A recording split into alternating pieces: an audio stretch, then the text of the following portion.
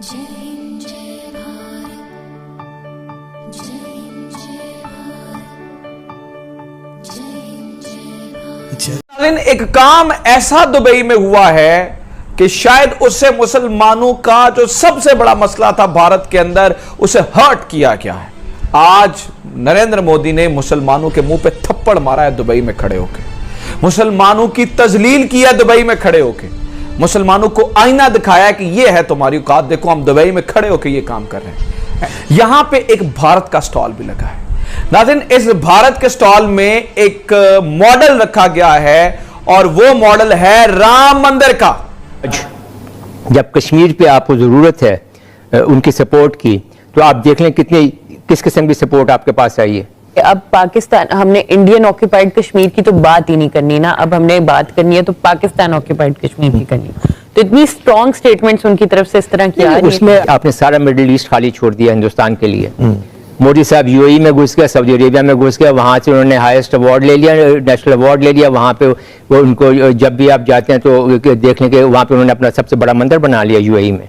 आप जाते हैं यूएन में और कुलभूषण यादव का तो आप नाम ले नहीं सकते हैं। कश्मीर के बारे में आप एक सेंटेंस बोलते हैं अपने एड्रेस में। नमस्कार दोस्तों, स्वागत है आप लोग का हिंदुस्तानी स्पेशल एचडी के एक और नए वीडियो में। दोस्तों, इस न्यूज़ से पूरी पाकिस्तानी जो है वो बहुत ज़्यादा गुस्से में है, क्योंकि अब दुबई में भी राम मंदिर बनने जा रहा है और इसकी जानकारी खुद नरेंद्र मोदी ने ट्वीट करके दिया है। और दोस्तों, सबसे बड़ी बात ये है कि जो दुबई है एक मुसलमान मुल्क है और बहुत ही एक डेवलप मुल्क है, जिसके अंदर राम मंदिर बनाने की मॉडल पेश की गई है और ये जानकारी खुद नरेंद्र मोदी ने दिया है। दोस्तों, इसके बाद से पाकिस्तानी मीडिया का जो रिएक्शन है क्या खूब आया है, आप लोग को देख के बहुत अच्छा लगेगा। और आपको अगर अच्छा लगे तो कमेंट करके ज़रूर बताइएगा कि क्या दुबई में राम मंदिर बनना चाहिए या नहीं। क्योंकि आपको पता होगा कि अभी इंडिया में जो केस हुआ था वो केस जीत कर वहाँ पे अब राम मंदिर बनने जा रहा है और यहाँ पर जो दुबई है उसमें भी जो राम मंदिर का जो मॉडल है उसको पेश कर दिया गया। और इसके बाद से पूरी पाकिस्तानी जो है वो आज दुबई पे गुस्सा कर रहे हैं। दोस्तों, वीडियो काफ़ी इंटरेस्टिंग होने वाली है, तो वीडियो को अभी से लाइक और चैनल को भी सब्सक्राइब कर लीजिएगा, क्योंकि हम आपके लिए ऐसी वीडियो लाते रहते हैं। तो चलिए बिना देरी के वीडियो को स्टार्ट करते हैं। से गद्दारी कहा जा सकता है, इसे और कोई मुनासिब लफ्ज़ मेरे पास मौजूद नहीं है कि मैं दुबई की इस हरकत को किस तरह से आप तक पहुंचाऊं। नाज़रीन, आपको ये मालूम है कि भारत के जुल्म पे, भारत की इस हरकत पे कि जो उसने मुसलमानों को मारा, जिस तरीके से मुसलमानों के ऊपर जुल्म किए, पूरी दुनिया ने इसके ऊपर एहतजाज किया। खासतौर पे तमाम मुसलमान ममालिक ने एहतजाज किया, तमाम मुसलमान मुल्क बोले। बड़ी देर बाद ऐसा हुआ नाजरीन के जो अरब ममालिक हैं वो बोल पड़े, लेकिन शायद दुबई को फर्क नहीं पड़ता है इससे कि अगर मुसलमानों की बेहरमती हो रही है या इस्लाम की बेहरमती हो रही है, बस उसे कोई फर्क नहीं पड़ता। क्योंकि नाज़रीन, एक काम ऐसा दुबई में हुआ है कि शायद उससे मुसलमानों का जो सबसे बड़ा मसला था भारत के अंदर, उसे हर्ट किया गया है। उसे, जहां सारी दुनिया और तमाम मुस्लिम ममालिक भारत को क्रिटिसाइज कर रहे थे, आज नरेंद्र मोदी ने मुसलमानों के मुंह पे थप्पड़ मारा है दुबई में खड़े होकर, मुसलमानों की तजलील किया दुबई में खड़े होकर, मुसलमानों को आईना दिखाया कि ये है तुम्हारी औकात, देखो हम दुबई में खड़े होकर ये काम कर रहे हैं। ऐसा क्या हुआ है दुबई में नाज़रीन, ये मैंने आपको बताना है। नाज़रीन, बाबरी मस्जिद की तौहीन करके राम मंदिर को दुबई में पहुंचाया गया। आपके ज़हन में ये आ रहा होगा कि जो दुबई में वो मंदिर बन रहा था, क्या ये वो मंदिर तो नहीं है? नहीं नाज़रीन, ये वो मंदिर नहीं है, वो मंदिर कोई और कहानी थी उसकी।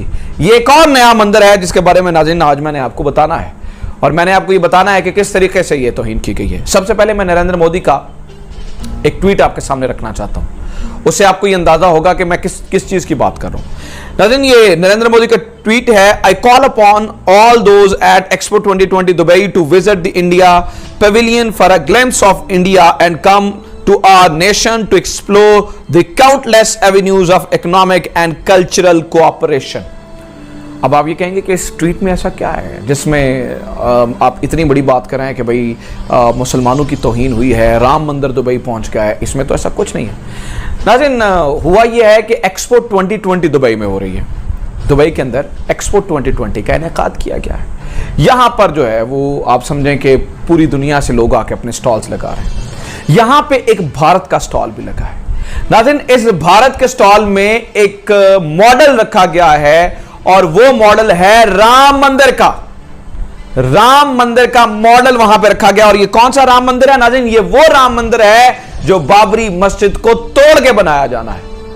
यानी कि बाबरी मस्जिद को तोड़ के बनाए जाने वाले राम मंदिर का मॉडल दुबई के अंदर रखा गया और इस बात का दुबई के शहजादों को पता। तो हम आई थिंक पहले भी बात कर चुके हैं कि अमेरिका हिंदुस्तान को एक स्ट्रेटेजिक पार्टनर समझता है और बेशुमार वहाँ पे वो डिफेंस की सेल्स भी उसके साथ कर रहा है और वो चाहता है कि हिंदुस्तान चाइना के खिलाफ एक काउंटर बैलेंसिंग फोर्स बन के एशिया में उभरे। उसका वो इंटरेस्ट है। फ्रांस जो है उनको राफेल फाइटर एयरक्राफ्ट और स्कॉर्पियन सबमरीन्स बेच, रशिया तमाम डिफेंस इक्विपमेंट बेच, एंटी बैलिस्टिक मिसाइल्स हैं, जो फाइटर एयरक्राफ्ट हैं, फिर सबसे इम्पोर्टेंटली न्यूक्लियर पावर प्लांट्स हैं जो कि वो इंडिया को सप्लाई कर रहा है, उसका तो बहुत ही ज़्यादा इंटरेस्ट है उसके अंदर। फिर यूके, उनकी अपनी पुरानी जो ताल्लुकात हैं और उसके अलावा भी ट्रेड बहुत ज़्यादा है उसका इंडिया के साथ। China itself has a trade of about $100 billion bilateral trade between India and China। तो तमाम ममालिक के अपने अपने इंटरेस्ट हैं। अब उनको ये सोचना है कि क्या वो अपने नेशनल इंटरेस्ट के पीछे जाएंगे या वर्ल्ड पीस की तरफ जाएंगे, क्योंकि अगर यहाँ पे एक न्यूक्लियर एक्सचेंज हो जाता है तो फिर तो world peace will go for its sex. ये उनके लिए देखना बहुत ज़रूरी है। और उनको एक और बात भी सोचनी चाहिए कि अगर खुदा ना खास्ता यहाँ पे एक न्यूक्लियर एक्सचेंज हो जाता है तो जिस Indian market of about 1.5 billion people को वो इतने वो गौर से देख रहे हैं, जिसके लिए वो सब कुछ कर रहे हैं, दैट मार्केट में no longer be there.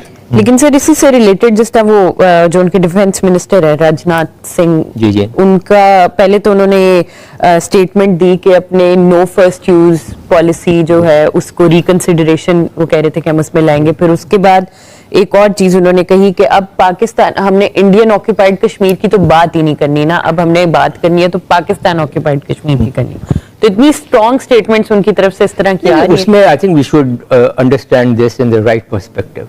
No first use क्या है? वो ये है कि जी अब हम दोनों ममालिक के पास न्यूक्लियर एसेट्स हैं। Are we not on a mad status?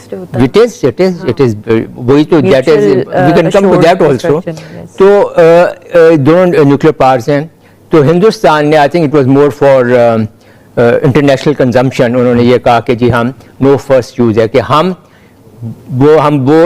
कभी भी पहल नहीं करेंगे न्यूक्लियर वेपन्स को इस्तेमाल करने में। ये कहने की बात है।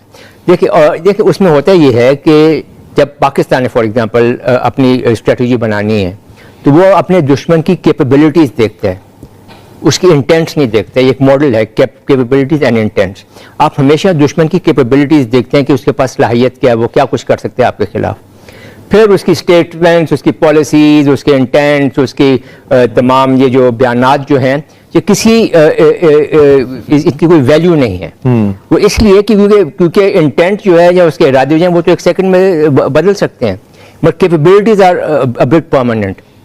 तो मेरे ख्याल में हिंदुस्तान को ये बात भी समझ आ गई होगी कि पाकिस्तान ने कभी भी, या सारी दुनिया ने भी, खासतौर पर पाकिस्तान ने उनके नो फर्स्ट यूज का जो पॉलिसी थी उसको कभी सीरियसली लिया नहीं है। पाकिस्तान ने हमेशा अपने आप को तैयार किया है, आज भी इसके लिए तैयार है और आंदा भी तैयार रहेगा कि वो तमाम कैपेबिलिटीज़ जो हिंदुस्तान के पास हैं, जिसके अंदर फर्स्ट यूज भी शामिल है, जिसके अंदर प्रीएम्प्टिव यूज भी शामिल है, उसके लिए वो पाकिस्तान तैयार है। तो इनका ये कहना मेरे ख्याल में इस वक्त इसकी टाइमिंग बहुत क्रिटिकल है। वो ये है कि वो पाकिस्तान को और सारी दुनिया को ये बावर कराना चाहते हैं कि अगर पाकिस्तान अपनी इस डिप्लोमेटिक ऑफेंसिव से बाज नहीं आता है या diplomatic political and moral support जो है कश्मीरियों को जो दे रहे हैं उससे बाज नहीं आता, तो हालात यहाँ तक जा सकते हैं कि एक न्यूक्लियर एक्सचेंज हो जाए। और हमें ये देखना चाहिए कि हमने ऑन ग्राउंड अचीव क्या किया। पिछली अगर गवर्नमेंट्स को आप बात करते हैं तो वो फिर सियासत में हम घुस जाएंगे कि पिछले 4 साल तक तो आपके पास फॉरेन मिनिस्टर ही नहीं थे, आपको गाइडेंस कहाँ से मिल रही थी? आपने सरताज अजीज साहब को रखा था, हालांकि वो बहुत ही पेट्रियोटिक आदमी है, बहुत अच्छे और काबिल आदमी है, पर शायद फॉरेन अफेयर्स उनका वो स्ट्रॉन्ग पॉइंट नहीं था। आपका उसका नतीजा क्या निकला? 4 साल तक आपके पास फॉरेन मिनिस्टर नहीं था, आपने सारा मिडिल ईस्ट खाली छोड़ दिया हिंदुस्तान के लिए। मोदी साहब यूएई में घुस गया, सऊदी अरेबिया में घुस गया, वहाँ से उन्होंने हाईएस्ट अवार्ड ले लिया, नेशनल अवार्ड ले लिया। वहाँ पे वो उनको जब भी आप जाते हैं तो देखने के वहाँ पे उन्होंने अपना सबसे बड़ा मंदिर बना लिया यूएई में। आपने जो भी डिप्लोमेटिक मूव्स थे हिंदुस्तान की मिडिल ईस्ट में उनको काउंटर ही नहीं किया। जब आपकी अपनी प्रेजेंस वहाँ पे नहीं है और आपने खुला मैदान एक छोड़ दिया, एक वैक्यूम क्रिएट कर दिया हिंदुस्तान के लिए, तो वो उसका एंड रिजल्ट है कि आज जब कश्मीर पे आपको ज़रूरत है उनकी सपोर्ट की, तो आप देख लें किस किस्म की सपोर्ट आपके पास आई है। तो अब तो ये उम्मा का जो कॉन्सेप्ट है मेरे ख्याल में वो भी काफ़ी हद तक अभी क्वेश्चनेबल हो गया है और अब बात बहुत ज़्यादा मटीरियलिस्टिक होती जा रही है और तमाम ममालिक जो हैं वो अपने अपने नेशनल इंटरेस्ट की तरफ जा रहे हैं। इसी तरह से जब आप जाते हैं यूएन के अंदर, जैसे आपने बात की कि डिप्लोमेट्स यही काम करते हैं, डिप्लोमेट्स काम करते हैं, they implement the governments policy. हुकूमत, आप जाते हैं यूएन में और कुलभूषण यादव का तो आप नाम ले नहीं सकते हैं, कश्मीर के बारे में आप एक सेंटेंस बोलते हैं अपने एड्रेस में, तो फिर आपके जो डिप्लोमेट्स हैं आप उनको क्या मैसेज दे रहे हैं? आप उनको एक टास्क दें कि ये इशू है और मैं ये इफ़ेक्ट चाहता हूँ कि बाय दिस टाइम हमारी डिप्लोमेसी जो है, जो हमारे जो भी लॉबिंग जो है वो ये इफ़ेक्ट अचीव करे। तो तब आप उनको फिर पूछें आप उनसे कि आपने ये इफेक्ट अचीव किए हैं कि नहीं किए। तो जब तक गाइडेंस जो है, पॉलिसी जो है, डायरेक्शन जो है, स्ट्रेटेजिक डायरेक्शन जो है वो गवर्नमेंट नहीं देगी तो डिप्लोमेट्स क्या करेंगे?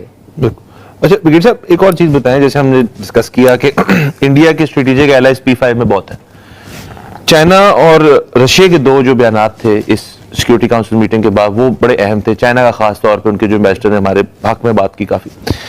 आपके ख्याल में इस सारे इशू में हमारा स्ट्रेटेजिक एलाइज सबसे इंपॉर्टेंट कौन है? हमारा स्ट्रेटेजिक एलाइज तो डेफिनेटली चाइना, क्योंकि हमारे जो हमारे नेशनल इंटरेस्ट जो हैं वो कन्वर्ज करते हैं। थैंक यू दोस्तों इस वीडियो को पूरा देखने के लिए। आई होप आपको ये वीडियो पसंद आया होगा एंड आपने लाइक बटन भी प्रेस कर लिया होगा। अगर नहीं किया है तो जरूर से कर ले। अगर आप हमारे साथ जुड़ना चाहते हैं तो ऐसे ही इंडिया पाकिस्तान रिलेटेड न्यूज़ देखना चाहते हैं तो हमारे चैनल को जरूर से सब्सक्राइब भी कर ले ताकि आपको लेटेस्ट अपडेट मिलती रहे। हमारा मोटिव है कि आपको सही और लेटेस्ट जानकारी दी जाए। तो मिलते हैं आप सबसे नेक्स्ट वीडियो पे, तब तक के लिए जय हिंद, जय भारत।